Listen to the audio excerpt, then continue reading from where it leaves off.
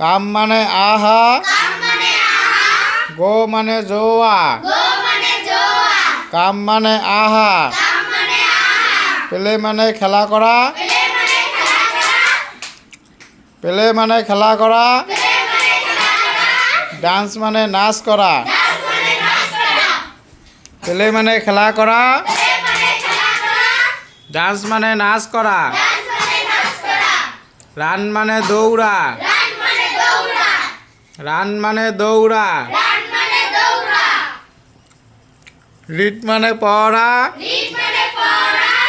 right মানে লিখা, read মানে পড়া, রাইট মানে লিখা, গো মানে জোয়া,